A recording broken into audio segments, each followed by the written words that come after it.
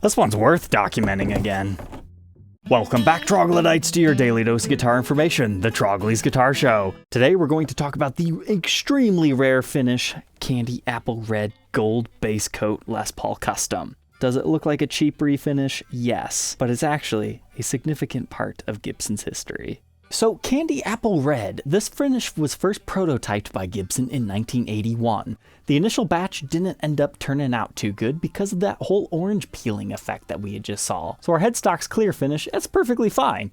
But the finish everywhere else just looks like it wasn't buffed and sanded properly. This did not happen instantaneously. It took about a year for these to show up on all of them. So anybody who bought one of the original Candy Apple Red guitars would typically send them in and have them refinished under warranty into what Gibson came out with next, the silver base coat. Side by side, you can see they are quite different in appearance. So what's the big deal? Gold base coat, silver base coat? Well, it comes down to the real bronze flake that they put in that gold finish. It didn't react well. So if you find one of these that's been played a lot, it will turn green just like the original Gibson gold tops will. Especially high contact areas. We're talking right here where your arm rests against the guitar, and especially the edges of the neck. Now I might be saying, hey Trogly, this example doesn't look too bad. What on earth are you talking about? That's because this is one of the rare survivors. It wasn't refinished, it wasn't heavily played, it has lasted to teach the legacy of this very seldomly talked about finish. But let's do a little bit of history. 1981, in general, Gibson was experimenting with a whole bunch of new metal flake colors. We just redocumented the original Harvest Gold. It and Candy Apple Red were both kind of being developed around the same time and featured that whole flaking orange peel effect. Other cool guitars birthed around this era, the pewter Les Paul Custom, which is silver, kind of a reissue of the 1977 25th anniversary Guitar Center exclusive. And then a couple of years later on, you can find things like the charcoal metallic customs. That's more so like mid 80s. You also have a Ferrari red in there around that time. It's kind of like Candy Apple Red, except for it has a white base coat. There's also a pearl white Les Paul Custom, a very slightly sparkly white color. And I guess we could lump Silver Burst in here. The point is, the 80s was a great time for Les Paul Customs. They came out with some cool new hues. However, unlike Gold Burst, this did not just have a small run and then they forgot about it. Candy Apple Red took off. People love this finish. Once they figured out gold base coat bad, silver base coat good, they start slapping it on everything. The most famous series is the 1982/83 Heritage series like Candy Apple Red standards. That's probably where most people see Candy Apple Red. They borrowed the top car from the Heritage 80s. They had the limited edition number on the back. In the later 80s, you can find just regular Les Paul standards.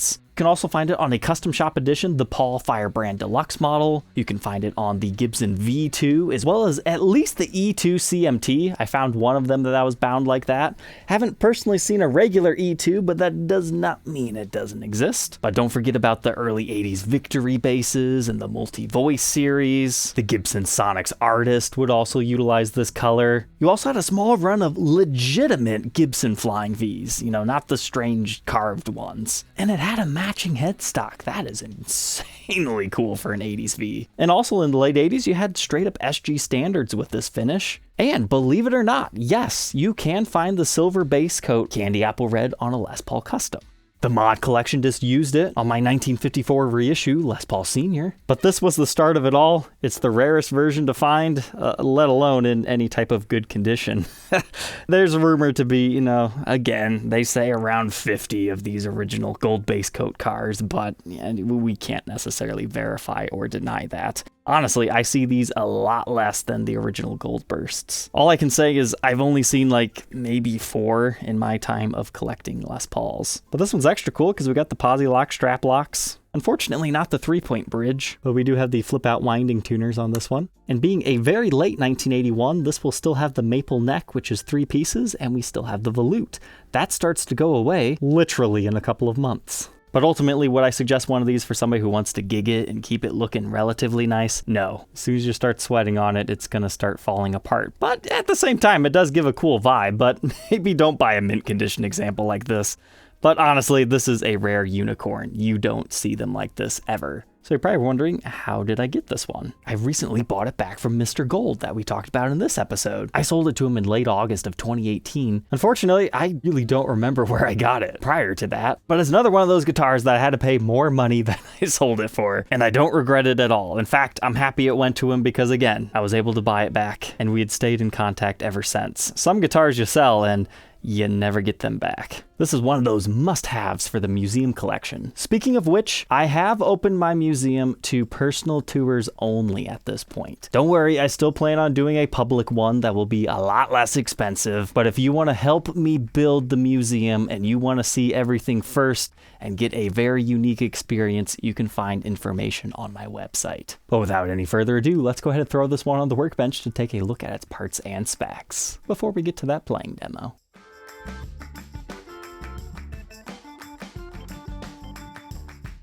All right, let's check out the Candy Custom now that it's nice and shiny. Our gold hardware just has a little bit of wear to it. Nothing too crazy. It was actually pretty well kept. You just got some string marks on it. We've got a 1981 Tim Shaw matched with a very late 1980 Tim Shaw. That 12 tells us this is a December, and this tells us it's July. Can that be correct? Yes, you just need to look at your solder joints. So we'll delve into that mystery here in a minute. And now our readings within the circuit, 7.45 k ohms for the bridge, 7.47 in the neck, and the middle just for fun, 373, which are perfect readings. Here we can take a look inside our cavity. You can see the bare mahogany exposed as well as the rest of our finish. And then over here you can see the maple top and then the pancake maple layer before it joins to the mahogany body. And just for fun, the rest of our wire route there. As far as our bridge and tailpiece, just your regular Nashville style one, gold, made by Schaller in Germany, and a full weight gold tailpiece in great shape. I love the way the speed knobs look on this particular one. They're nice and aged, matches the binding. That's just your typical 2 volumes, 2 tones. So similar to that Goldburst custom, after I did my full-on polish job, the orange peel isn't quite as crazy as it was. Like, you can still see it, but the feel of it has drastically reduced. I remember when I first got these, there were only a few stories online, so I wasn't even 100% sure if they were trustable sources, but it seemed like other people had heard of these orange peely guitars, but I was just scared like the finish would fall off if I tried to clean it. Now that I have more experience under my belt, I knew it was time to get this thing cleaned up. There used to be some pretty deep scratches over here. Now there's still a little bit there, but the appearance has way lessened. You can see your seam line for a 3-piece maple top. The other one's right there. It's nowhere near as apparent. The other thing I've learned about this finish is it's very soft. Think of it kind of like a slightly thicker satin, because this is not a tan line from the pickguard, and it's not, no, I didn't do a good enough job of cleaning. It appears to me that the pickguard was just resting there and it's actually impressed it. And speaking of our pickguard, I was able to polish some of those scratches out. They're not as apparent. So I would say this thing cleaned up pretty good. Moving on from the mahogany body with the 3-piece maple top, we've got the 3-piece maple neck with the ebony fretboard. I gave this one the deluxe treatment on our frets too. They are so shiny. It really transformed the entire look of this guitar. I'm not really the biggest fan of candy apple red, but when it's all shiny like this, I can see the appeal. We have our 24 3/4-inch scale length, paired with our 12-inch fretboard radius, with the neck specs of 1.7 inches at the nut, increasing to 2.04 at the 12th. First fret neck depth, 0.85, that increases to 0.96 by the 10th. Here's that neck at the 1st fret and the 12th fret. It's just a round C neck shape profile. Nothing too beefy, but it does get a little bit bigger towards the 12th. Now we'll take a quick look at our headstock. You can see our ambered over lacquer, and I didn't notice any large chips in the headstock or anything. It was well taken care of.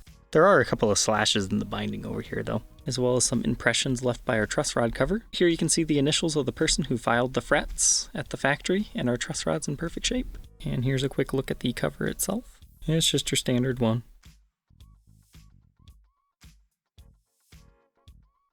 As far as the condition goes, obviously you've got the lacquer sink into the mahogany wood grain. This little buildup looks like a metal flake. We do have 3 small impressions over here. But with how prone this thing is to impressions, it's not too bad. Just a couple more on the edge there. It's certainly not my favorite look, but it's interesting. It reminds me of like some swamp ash guitars where they put like a different color within the grain. This time it's just kind of like a reflective white. Here's a peek into our electronics. Those solder joints look perfect to me, so I'm going to say this one is all original. That has a 45th week of 1980 pot coat. That one matches the same. Then we have a 24th of 81, and that one looks like it matches as well. And that's common in this era. These two will match and these two will match. This still utilizes our metal shielding plate. We still have our drill run. We're not to CNC machines yet for a couple of years. And you can see the mahogany body. Here's our toggle switch cavity just for fun. Output jack plate on the side. Early 80s posi lock strap lock, which is stock. Thick binding in the cutaway. We can just tour the edge real quick. Looks like a few small impressions over there, as well as some more metal flake buildup on the edge. Not too bad. Probably should have showed you this when I had the tailpiece off. There's actually a very small chip right around our tailpiece stud where you can actually see the gold undercoat. The neck is a really interesting phenomenon. I wonder if it was the player who bought this, constantly playing on this neck, it might have like buffed the finish in a way that the orange peel doesn't come through. Because over on the body, I'm saying I lessened it by polishing it. By no means did I say it went away, but this neck almost feels normal. Until you get to the very edges, that's when you start to feel that orange peel. And this looks like a ding, but honestly it just looks like some sort of a trash in the finish. Metal flake, or I don't know. But it's there, and it worries me. Because that'd be easy to flake off, and then, oh, your entire neck just fell off because your sweat got into it. And this area right here looks a little bit weird, but that's because it's like really orange peely there. He must not have ever had his thumb there, which is strange. So he must have been more of a lead player, had it on the back of the neck, rather than my technique of wrapping over. Then right here it shows you the kind of more glossiness of the neck versus the really orange peeled, never touched back of the headstock. There's another kind of strange area right here. It's almost like an impression that went through to the base coat. I'm not exactly sure what that is, but it seems to be some sort of a reaction. You don't really feel it though. Our serial number takes us to 1981, 324th day of the year, production number 600, and there is a very faint Made in USA stamp there for Nashville production. And of course we gotta check out our cool flip-out winding tuners. All said and done, just a hair over 10.5 pounds. That's about average for this era though. Let's go ahead, plug it in, and hear how it sounds.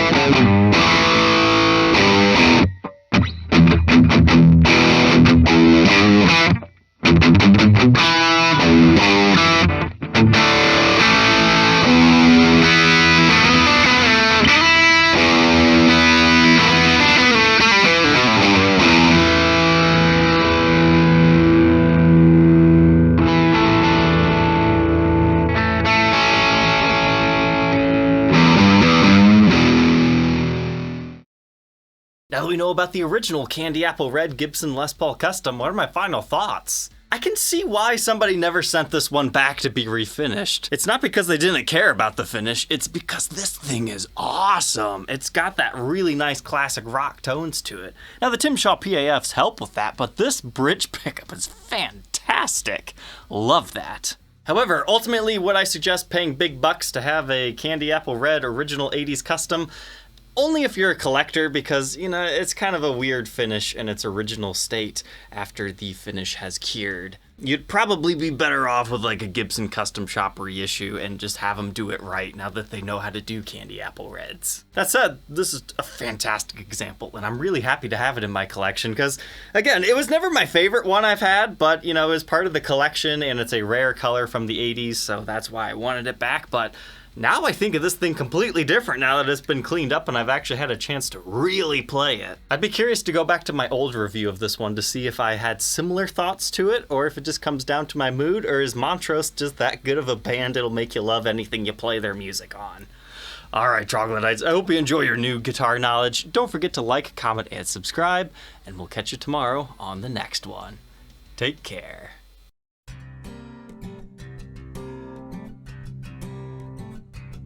If you enjoyed tonight's episode, consider subscribing. I post videos like this every day, and you might even enjoy this next one.